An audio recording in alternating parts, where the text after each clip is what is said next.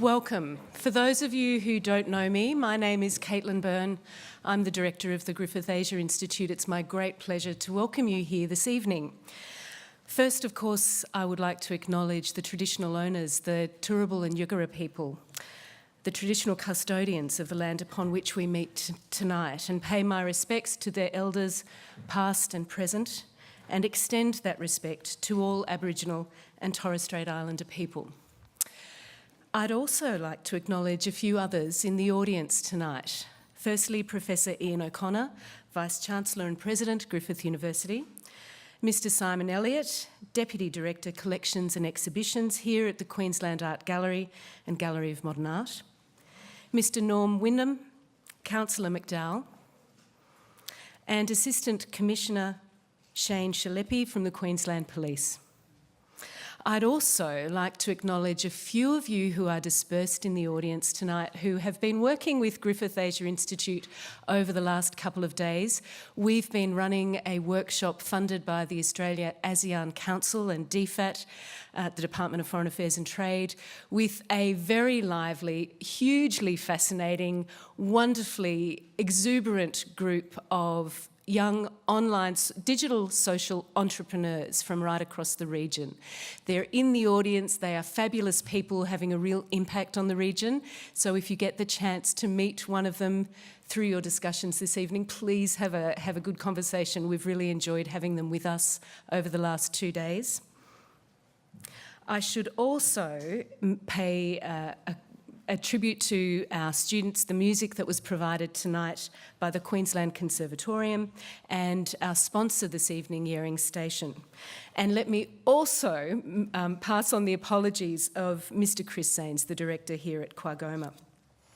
So I'd like to welcome you to the very first Perspectives Asia lecture for this year.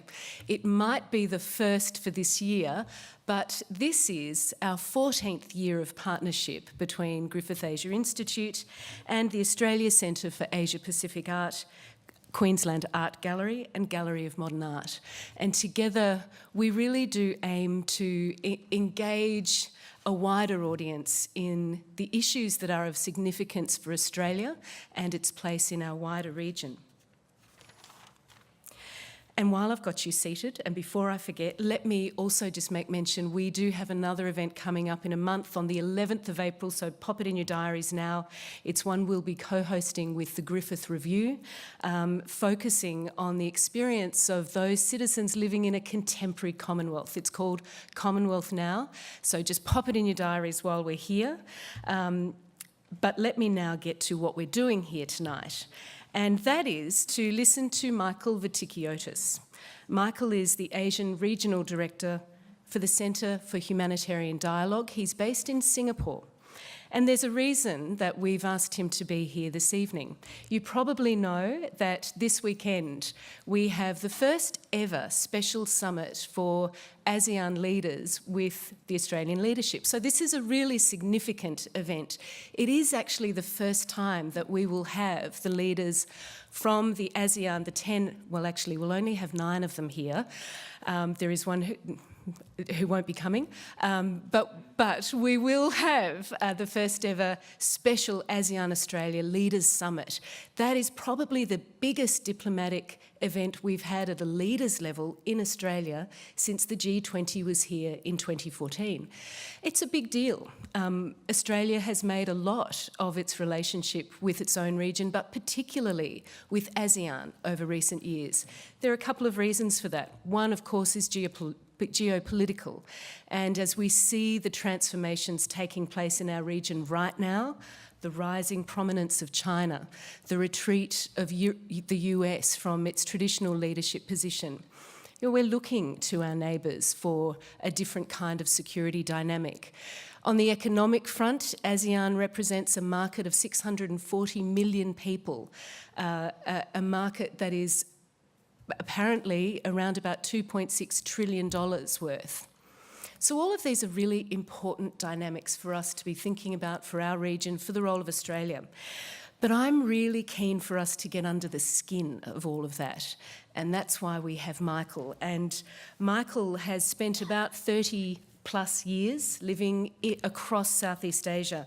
Michael, I'm not using your official bio, but I am going to take a little section out of your book where you describe your experience that stems over 4 decades in Southeast Asia, first as a journalist and later as a mediator. And I'm quoting Michael here. "I've never run a business, built a refugee camp, or taught at a school or university in the region.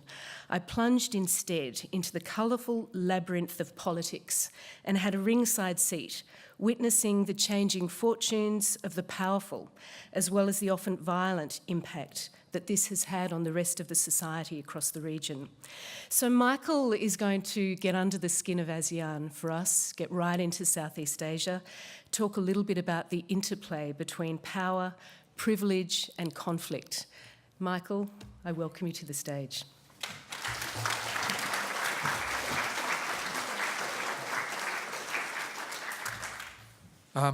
Good evening, everyone, and thank you all for coming. I don't live here, and you probably don't know me, but I'm here to talk about Southeast Asia, and I'm very grateful that you're all here to listen. Thank you very much.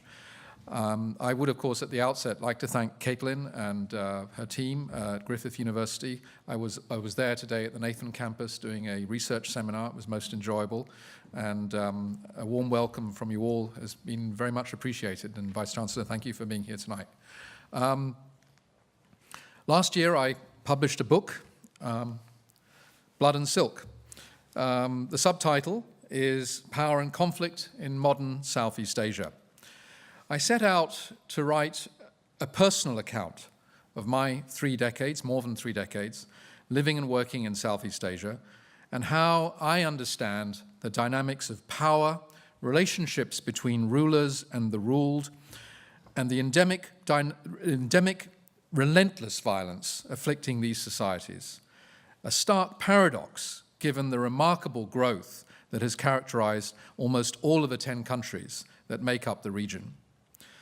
As Caitlin was saying, I first came to Southeast Asia as a student. I arrived actually in 1979 in Thailand. That's just 4 years after the Vietnam War ended. And I conducted research for my doctorate in Thailand, in northern Thailand, in fact, in the early 1980s.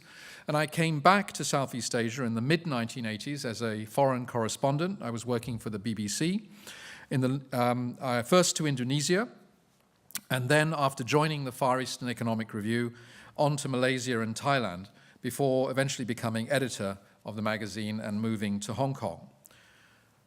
For the past 12 years, I've lived in Singapore, where I'm the Asia director of a private Swiss foundation that conducts mediation and dialogue to end violent conflict, which is called the Center for Humanitarian Dialogue. And I'd be happy to answer some questions about what we do after the talk.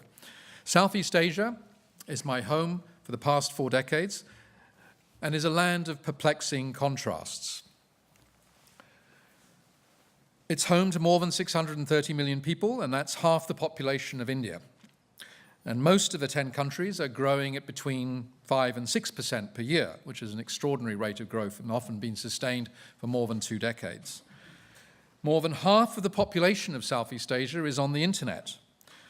76% of Singaporeans, one of the highest proportions in the world, are on smartphones, or use smartphones. And that's more than in Australia. And of Indonesia's 260 million people, half of them are Facebook users. And in fact, Indonesia is the 4th largest user of Facebook in the world. But for all this wealth and connectivity, there are alarming inequalities of income and access to services. 1% of Thais own 58% of the country's wealth. 1% of the Indonesian population commands almost 50% of its wealth. 25 families in the Philippines own more wealth than 75 million fellow Filipinos. Almost 40% of Indonesian children under 5 suffer from stunted growth. And remarkably, 20% of children from low-income families in Malaysia. And in fact, even in Jakarta, something like 12% of children suffer from malnutrition. So these are incredibly high rates of malnutrition and stunted growth in countries that enjoy tremendous economic growth and actually have access to a range of services and foodstuffs. The problem in many of these countries is that the prices are just too high and the wages are too low. This profound inequality helps explain another disturbing contrast. For all the apparent stability you see on visits that you would make, presumably once or twice in your lifetime, to the glitzy shopping malls of Bangkok, Kuala Lumpur, or Jakarta, Southeast Asia is beset by protracted conflicts, and many of them are violent.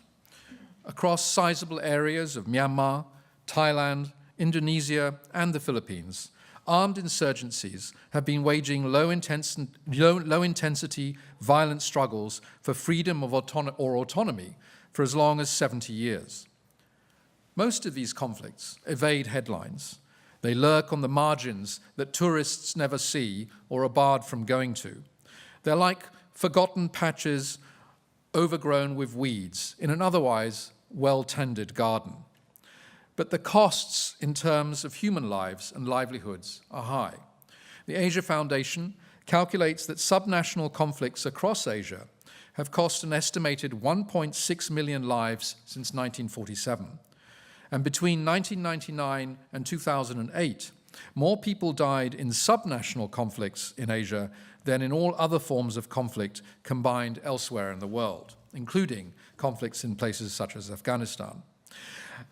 And it's not just the taking of lives, but lives interrupted. The resumption of an armed conflict in the southern region of Mindanao in the Philippines in the early 2000s saw close to 1 million people displaced.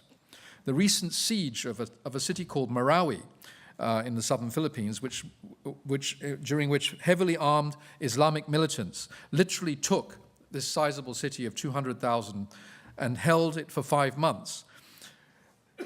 This was in May to November last year, saw all of the city's residents leave, and they today remain in camps and are not being allowed to return to resume their shattered lives. That's the cost of, this is subnational conflict. This is conflict within countries.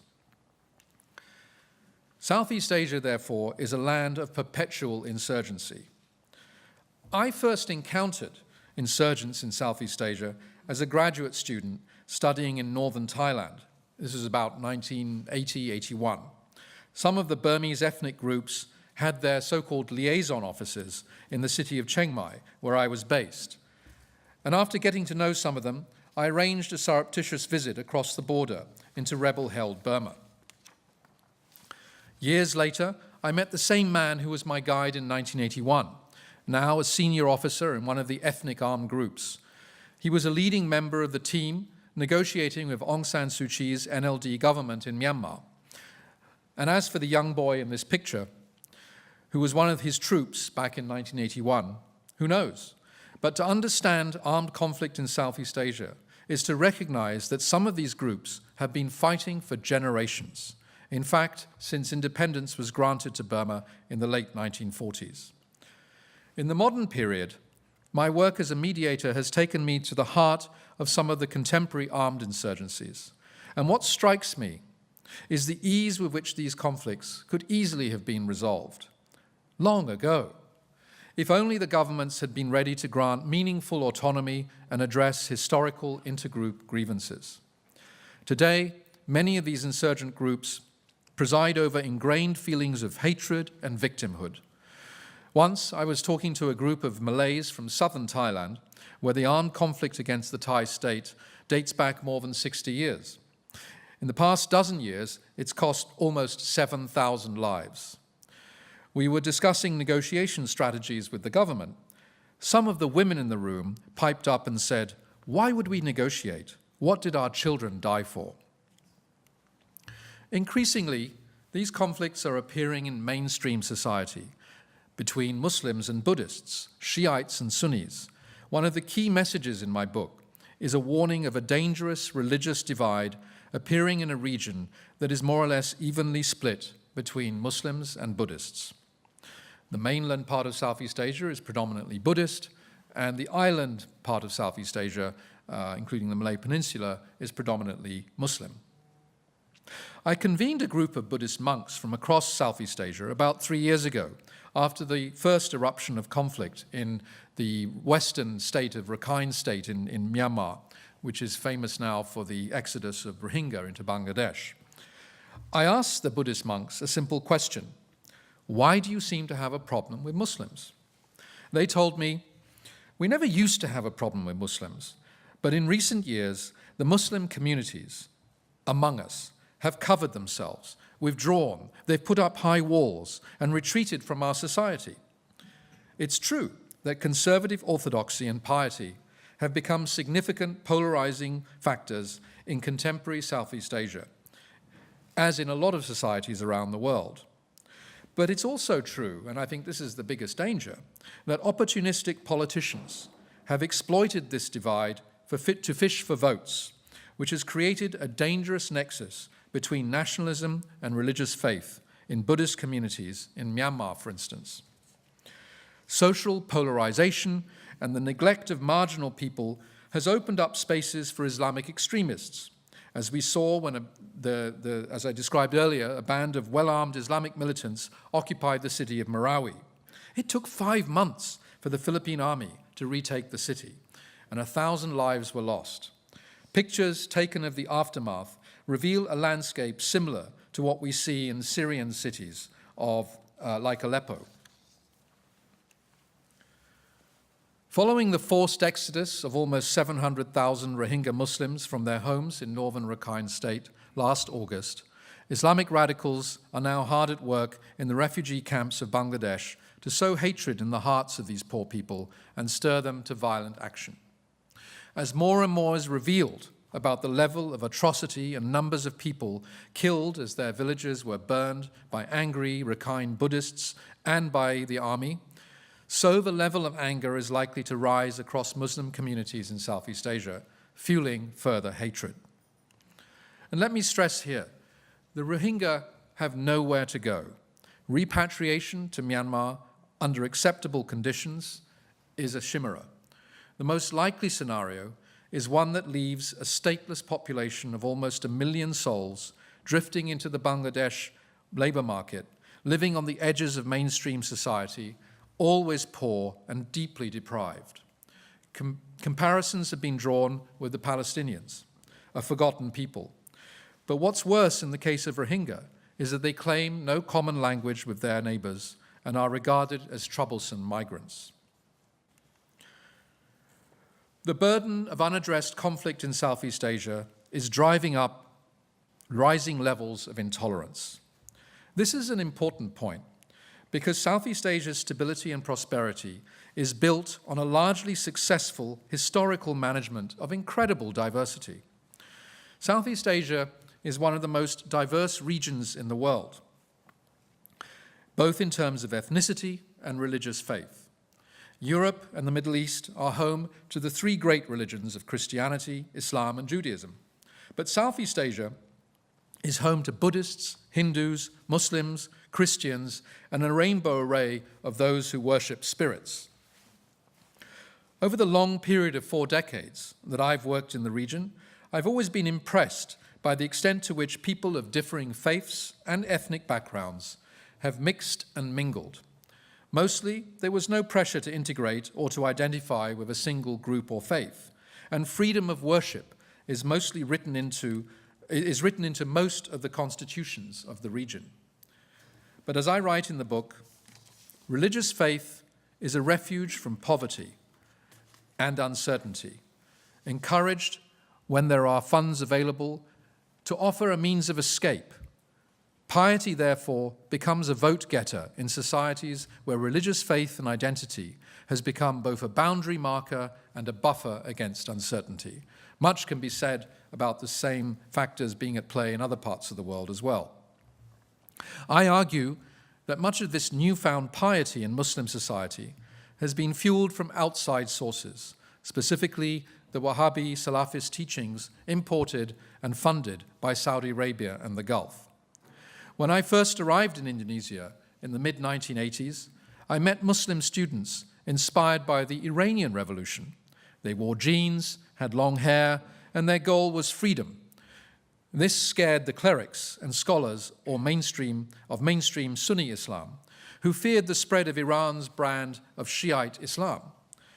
That's when the money started to flow from Saudi Arabia, and 30 years later, the young men have retreated behind beards and surly looks, suspicious of non-Muslims, and often willing to commit violence in the name of God.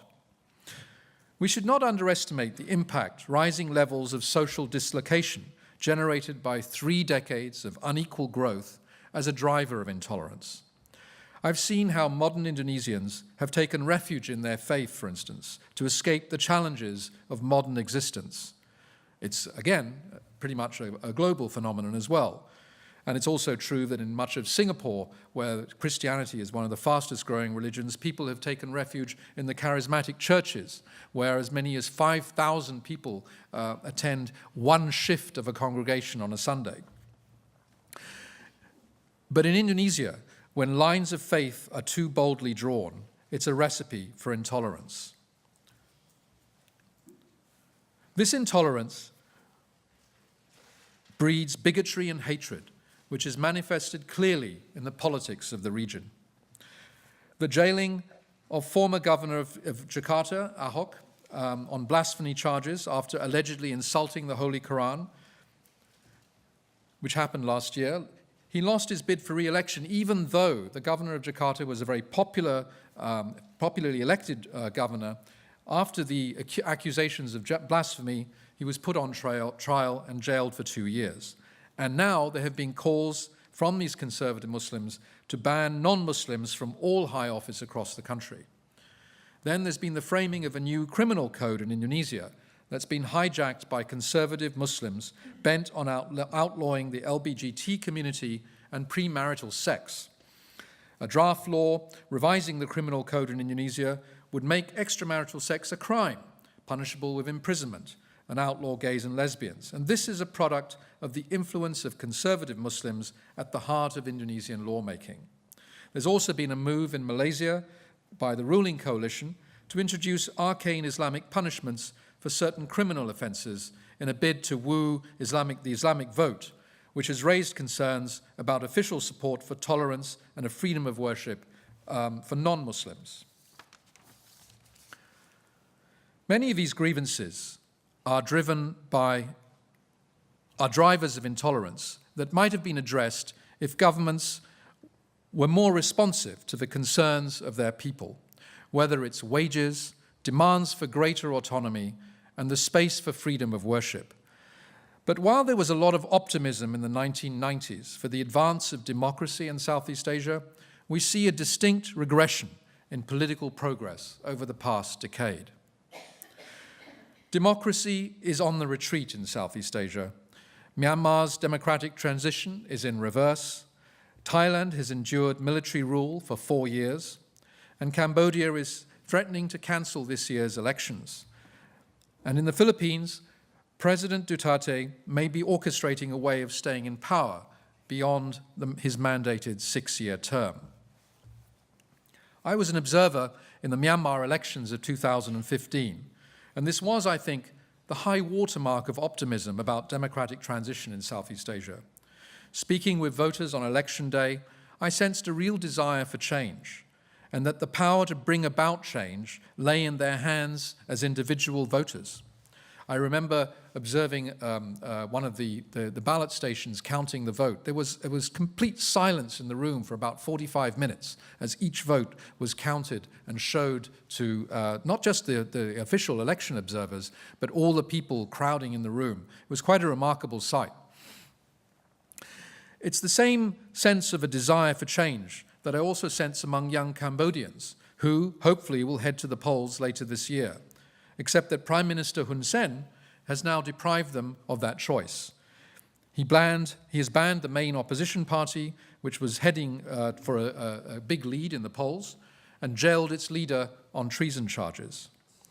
These twin threats, democratic decay and growing intolerance, leave Southeast Asia, I think, vulnerable to outside influence. And that's where the rise of China and the decline of Western influence weighs in.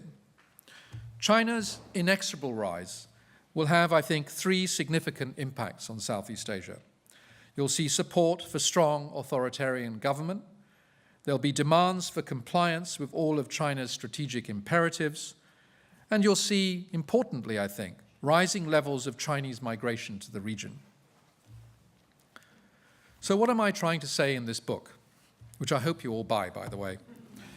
I've tried to explain why all this is happening, both from my experience as a journalist, working in all 10 countries for 3 decades, and also as a mediator and private diplomat, working at the heart of conflict in the region for the past decade.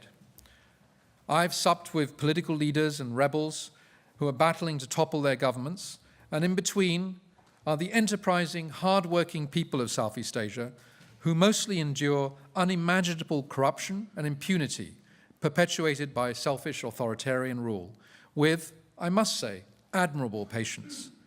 And that's why the most perplexing contrast of all, why is Southeast Asia at once a land of grace and beauty, as well as a place where each year is marked by violence and suffering? So with that, I thank you for listening, and I'd be very happy to take your questions. Thank you.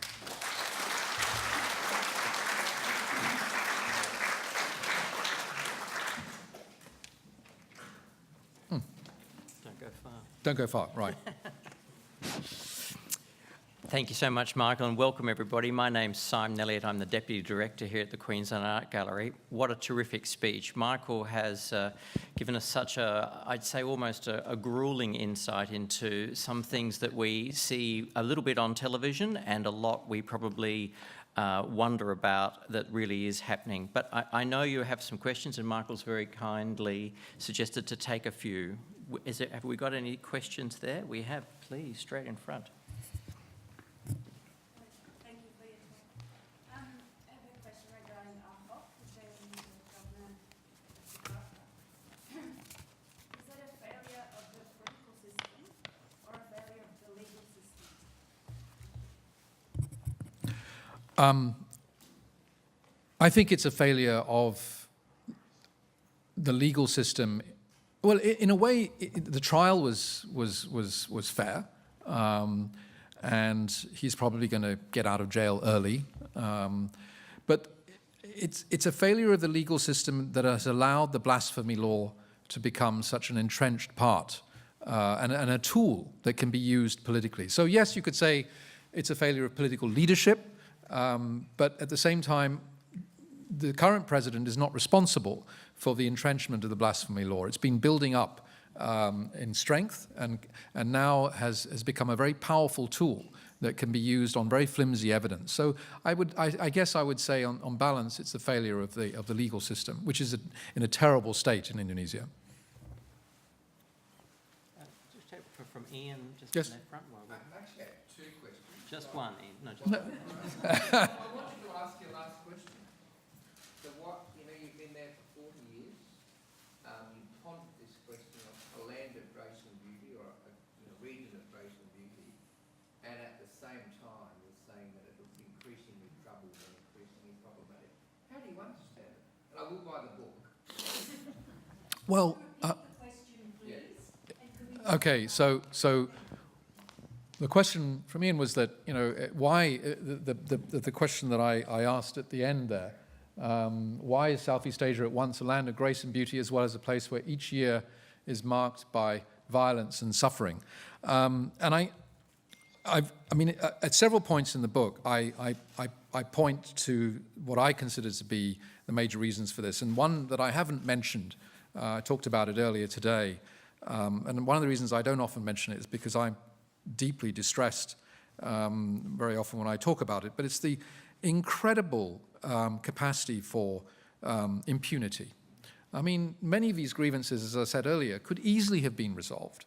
The simple, there are 2 things that can more or less be easily resolved. One is, equality could be engendered through less selfish business practices, for instance. I mean, there's no reason why the cost of rice in Indonesia is more than the cost of rice in Singapore.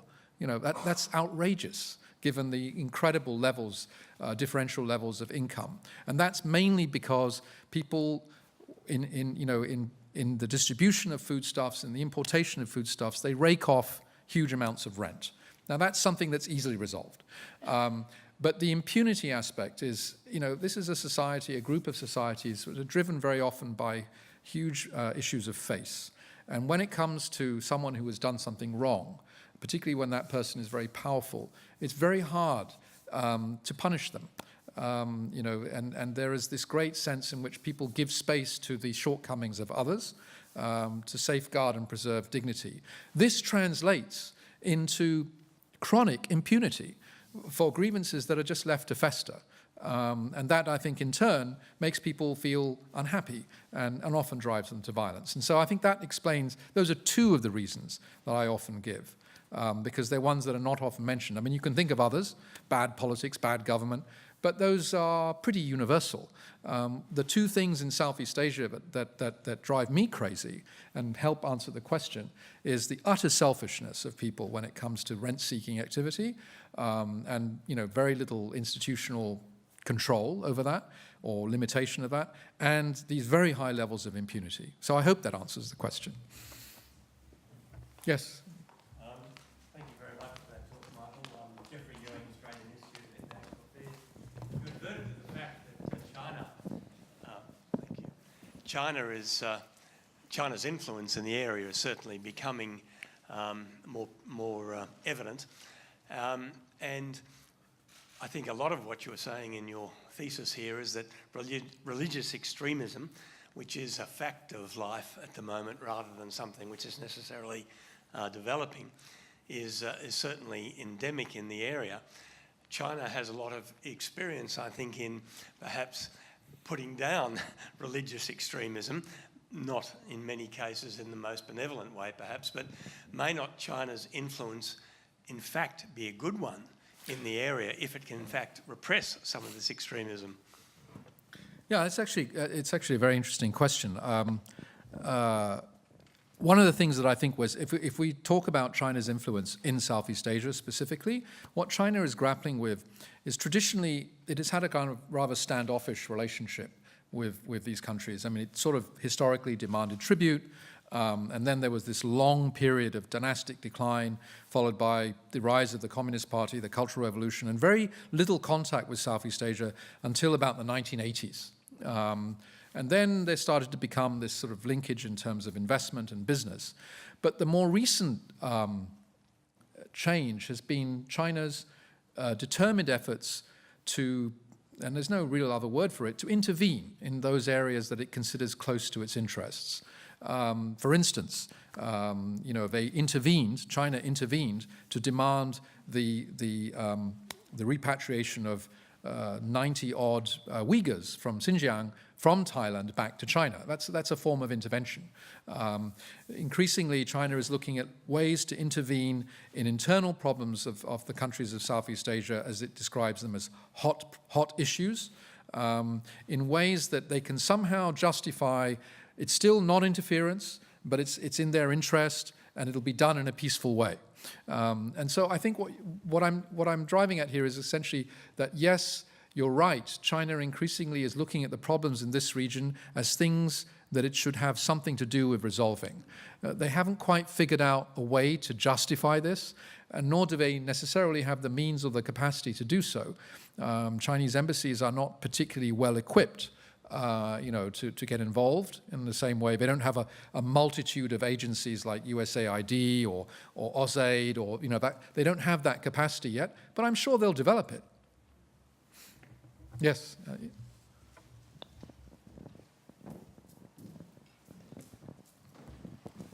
Thank you for your lecture. I'll make first a one-word comment regarding China. One word, suzerainty.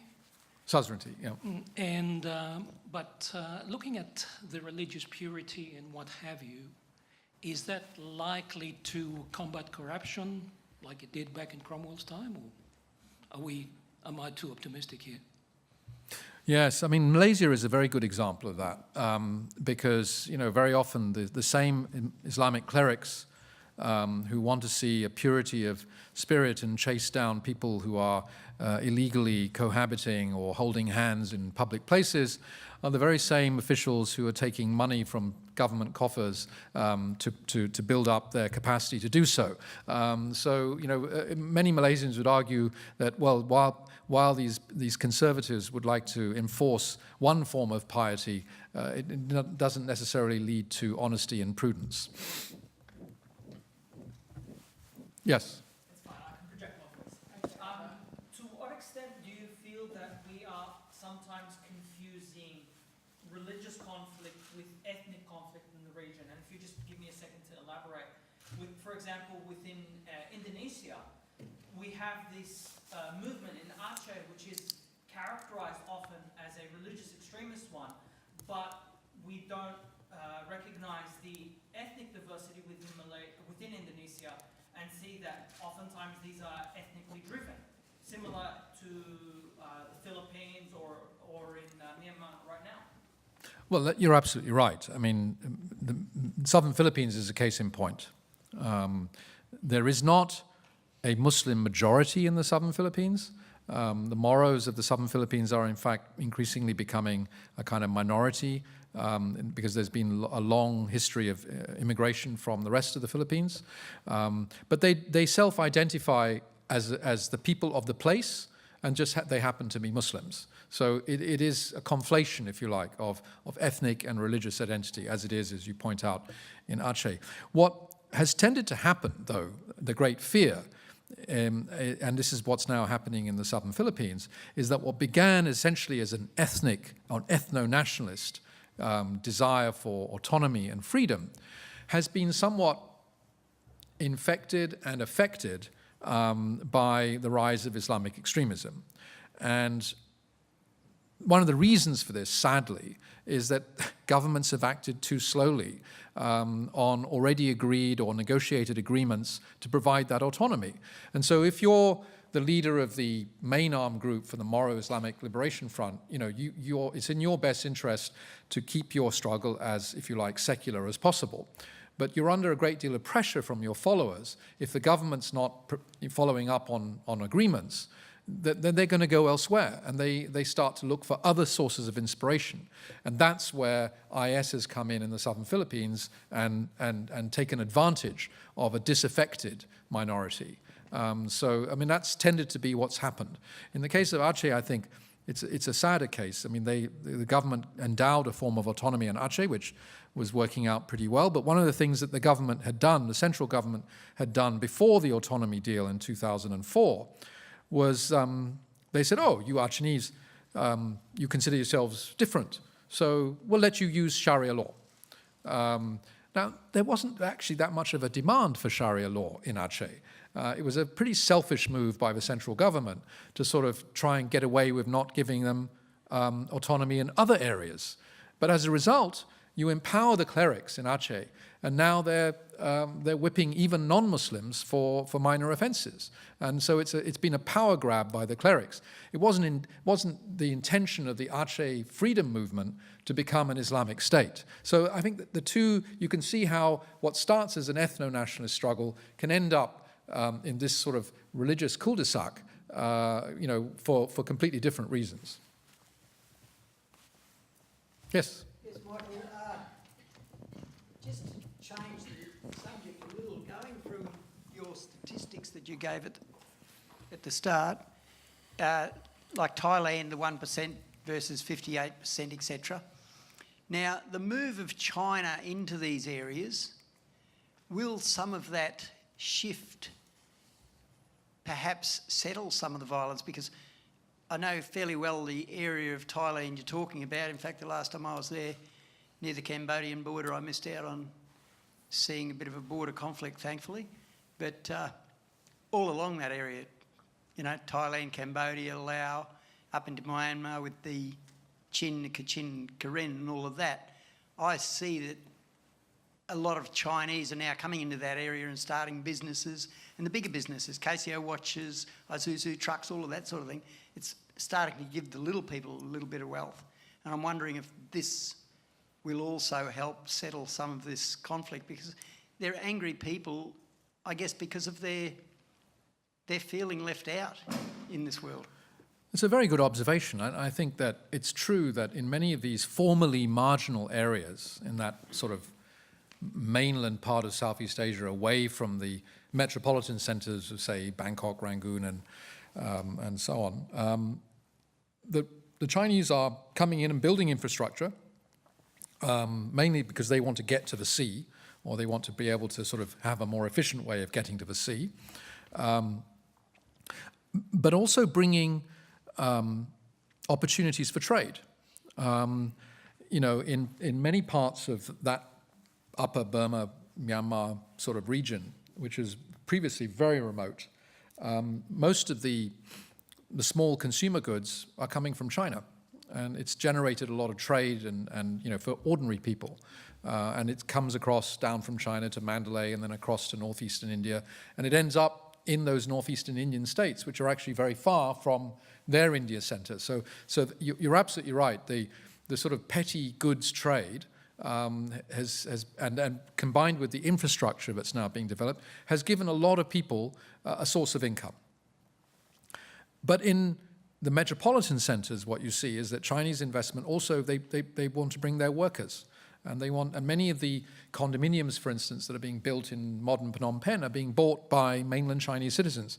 So one of the things that I point to in the book is this historical cycle of dynastic decline in China leading to a mass exodus of Chinese. And where do they go? They mostly have gone historically to Southeast Asia. And the largest exodus, of course, was at the end of the 19th century, which is why you have today very large, sizable Chinese communities in most of the major cities of Southeast Asia. There is a fear that if there was to be an economic downturn or crisis in China again, given the frequency of budget airlines flights and the ease with which people can travel, is that they will almost certainly head for Southeast Asia. It's a convenient place to start a business, start afresh. I mean, they're also going further afield. I mean, parts of Africa, you know, have sizable communities of young Chinese entrepreneurs who are just looking to make their way. But the point in Southeast Asia, it's just so close and it's so vulnerable to that sort of mass movement of people. Yes, you're going to pace it. Just referring to that slide and the inequities of distribution of wealth, what is the degree of philanthropy amongst the very rich in giving back to the social, to influencing these social issues and taking control? Philanthropy is alive and well in Southeast Asia, but traditionally it's been the preserve of the rich, corporate, mostly Sino-Thai or Sino-Indonesian elite, and they've tended to give to health and education. So health and education receive, and health specifically, receives a great deal of philanthropic support.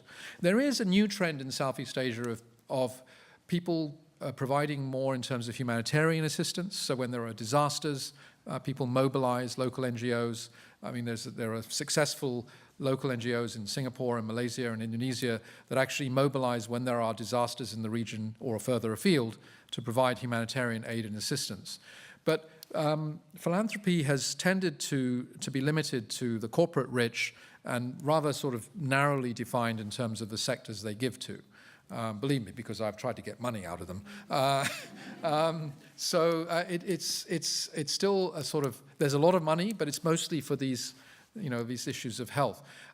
What you are beginning to see, of course, is that civil society is starting to use some of the modern techniques of crowdfunding, so that in particular communities where there's a need for something, there is, and using the modern technology of social media, you know, people can actually launch their own campaigns to raise money to alleviate and relieve the sufferings within their communities. What is problematic sometimes is that these countries are not all that well closely connected. And so what happens, you know, Rakhine State has been a real test for modern Southeast Asia because it's a hugely impactful crisis. 1 million people in the space of months literally, having to flee across the border into another country, immense needs in terms of the refugees. And you've seen this mobilization of NGOs and aid efforts from the region, but I would say that it's still not. ASEAN, the Association of Southeast Asian Nations, has set up a humanitarian assistance center, but it's still very fledgling, and this is not something that they're all that used to doing, and it's very new and emerging. Yes? Yeah, have international donors been naive in not leveraging their input, despite, well, in a sense, has the Paris Accord fed into this in a significant way? The Paris Accord for Cambodia, you mean? Well, the Paris Accord in terms of international donors' interference, in quotes, in the domestic affairs of governments to which they give money. I think it strikes me that, because of the sort of virulent form of sovereignty in Southeast Asia, it's been very hard for many agencies and donors to actually do very much, even if they wanted. I mean, it's, for instance, in West Papua and Indonesia, Oxfam, the World Bank, UNDP can't operate. I mean, it's not for the lack of demand. It's the governments like Indonesia, in certain areas, they simply don't want to give access. Right now, there are intense negotiations going on in Myanmar to simply allow the United Nations High Commission for Refugees to sort of oversee whatever repatriation process begins to happen. And these efforts to reach these areas are often very, very challenging for these agencies, because governments are resistant to external intervention, and just as importantly, they'll get support from neighboring countries who want to avoid creating the precedent for such levels of intervention. And so, for instance, Singapore, which is the chairman of ASEAN this year, is probably very much against international agencies having much to do with Rakhine State, because it opens the door to that kind of intervention. And so this tradition of non-interference, still very, very strong, and still very much, I mean, it's changing, but changing slowly. Indonesia would like to see it change more quickly, because Indonesia is confident of itself. And then every now and again people point out, but you don't let the agencies into West Papua. So it's a slow evolving and very, very hard in many countries. Thailand, for instance, has this fear that if the UN comes in and does things, they will classify what goes on in southern Thailand as a conflict, and this will lead to some UN General Assembly or Security Council resolution to send peacekeepers to southern Thailand. I mean, some of these fears are rather naive, but it nonetheless explains why it's quite difficult for international donors often to do very much in areas where that help is needed. They do provide a big part of budget support. They do, and that's specifically the case for the World Bank, yes, and the IMF, and the Asian Development Bank, of course. Yes, at the back.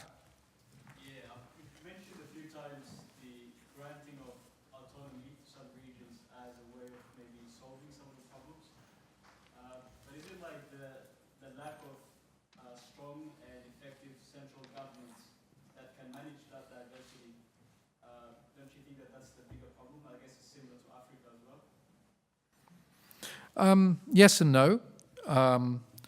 Indonesia has successfully decentralized since 1999, and many people would say in Indonesia that they probably went a little bit too far in that decentralization process, but it has largely kept those sort of subliminal grievances in many parts of the country where there wasn't a sort of an armed struggle for autonomy. It's kept those grievances very much addressed, because now in Indonesia, if you want to run as an elected governor for your province, you can. It's provided avenues for politicians. It's provided a great deal of autonomy, in fact. Now, there's the question of whether, in fact, the country can manage that. I think they've managed relatively well. It's true that Indonesia, when it was more centralized, had too much control over the regions. And so, for instance, if you were in North Sumatra and you wanted to export to nearby Singapore and Malaysia, you still had to go through Jakarta. That kind of inefficiency has been gotten rid of. But let's not also forget that many of these forms of autonomy exist still in very strong states. You know, in Thailand, the Ministry of Interior controls everything down to the village level. And, you know, even though ostensibly there are some places where you can elect mayors and town councils, it's still highly centralized. And, you know, Myanmar is still struggling with notions of federalism. Malaysia is a federal state, federal country, but the states have very limited powers, you know, to countermand the central or federal government. So I think that by and large the balance has been in favor of centralization, and, you know, decentralization has been most successful in Indonesia, and that has tended to prevent further conflicts from arising with regard to demands for autonomy. Caitlin. I hope you can hear me. Let me know if you can't. Michael, we're seeing a bit of a step up in Australia's relationship with with the ASEAN region at the moment. I wonder if you can comment on perceptions of Australia from the region and maybe make an assessment of the relationship going forward. It's a broad question. I mean, I think the first and most important point is that education is one of the things that people value most highly. And Australia is seen as a provider of education, whether it's students who can come here because it's not as far away as going to Europe in the West, or, you know, whether it's aid programs and travel to Australia. So I think education is the primary. I mean, if you look at the broad perception, yes, I mean, governments, depending on where you sit, you know, might see Australia as sometimes too critical, knowing too much, worrying too much. I think that characterizes the relationship between Indonesia and Australia. They're very close. They kind of know each other well, and they sort of fret about each other. But in other parts of Southeast Asia, one of the great things about the Australian relationship is that Australian representatives, whether they be diplomats or aid officials, have a great deal more knowledge, usually experience, and therefore are viewed as more sympathetic. And I think people would like to see more, not less, in terms of aid and development assistance, because it's generally seen as less intrusive. So I think that, to me, my experience dealing with Australian embassies and watching their programs a little bit in the countries I work in, it's by far the most acceptable form of international aid and assistance. It doesn't come with controversy. And, you know, Australia has, in its own tentative, sort of sensitive way in which it feels about the region, tends to be more in listening mode and understanding, sometimes overly so. You know, there is actually a lot more expertise that Australia could transfer or share with the region, and I sometimes think that Australia can be a bit hesitant about that because of the perceived sensitivities. Yes? Does Saudi Arabia still continue to support Islamist movements in Southeast Asia? Has that increased, stayed the same, or decreased? Well, I've argued in the book quite clearly that it's not about whether or not Saudi Arabia as a state provides direct assistance to extremist groups. That's not the issue.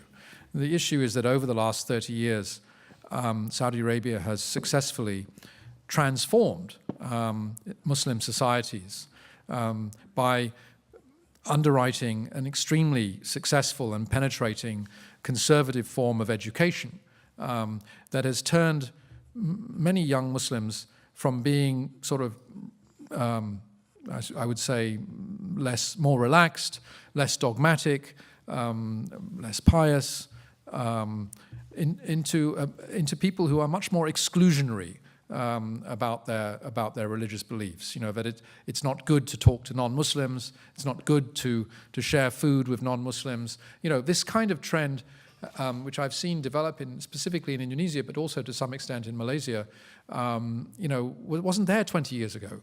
And there is a direct correlation with the extent to which religious education was hijacked in a very successful way.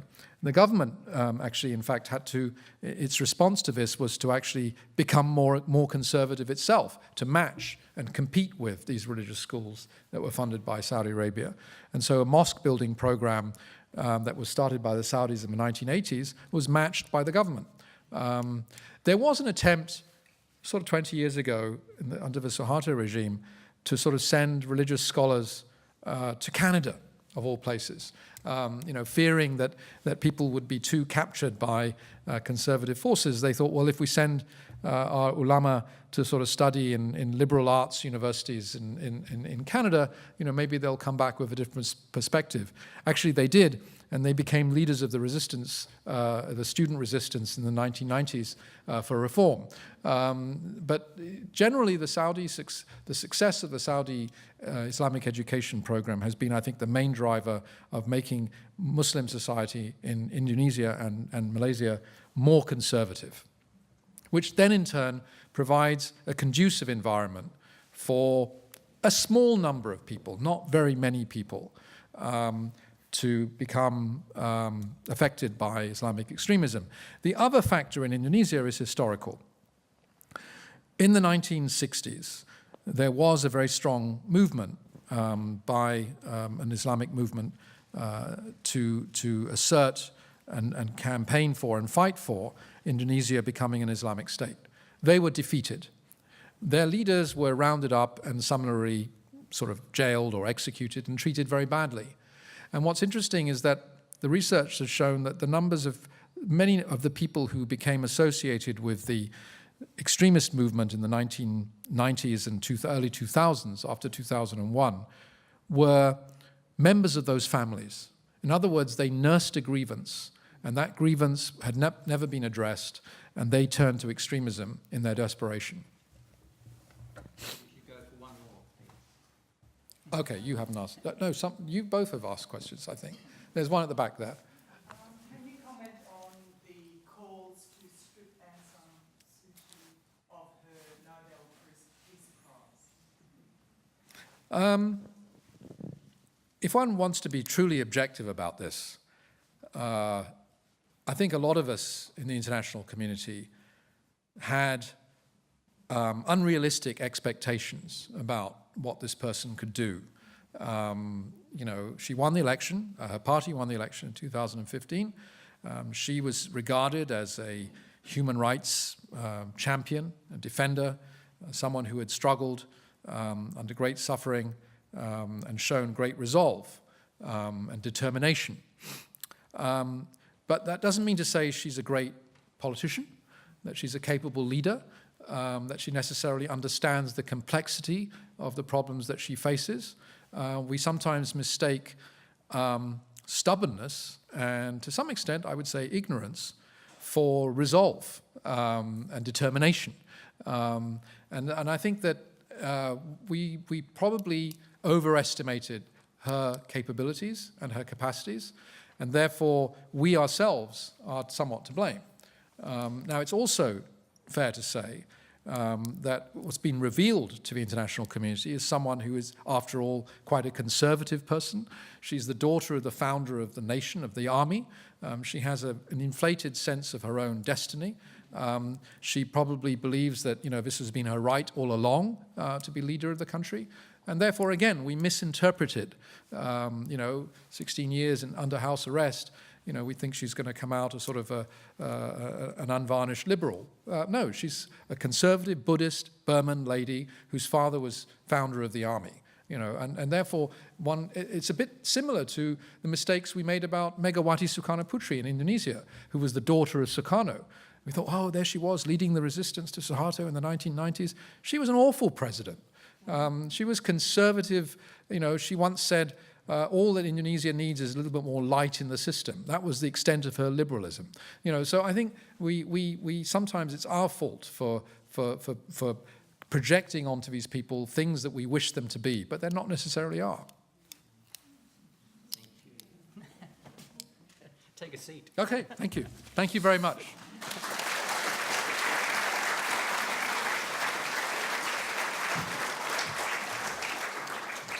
Well, look, on behalf of everyone, thank you so much, Michael. That was, as you can tell, we've run out of time and we've got more questions, and the intensity of the questions goes a long way to how much you managed to unpack across that region and draw upon your many decades of watching and indeed involvement and engagement. Can I also make a sort of a link between what you mentioned and the art? You mentioned the last part was that so much of the region is such a beautiful, graceful place, and yet it's marked by violence. And you started your time in Asia in Thailand, and many of you will know that at the moment at the Queensland Art Gallery we have a display of Thai art from primarily the 1990s, and it absolutely reeks of those two issues, this beautiful, graceful place marked by great violence. And of course, coming up at the end of the year, we have our great Asia Pacific Triennial, number 9, and it too, the artists, you can see as the work is coming through how artists are also dealing with this issue in their places and across the region. So it's sadly alive and well, but Michael, you've brought it a great sense of humanity as well as insight from the very top of the tree down to the village, and indeed how much the government can reach into people's bedrooms, something that I hope in Australia we never get to. Maybe we have been there just recently, but what an incredible contrast, and what a great speech you've given us. Thank you for the book Blood and Silk, beautiful title, and we'll just a round of applause to thank Michael very much.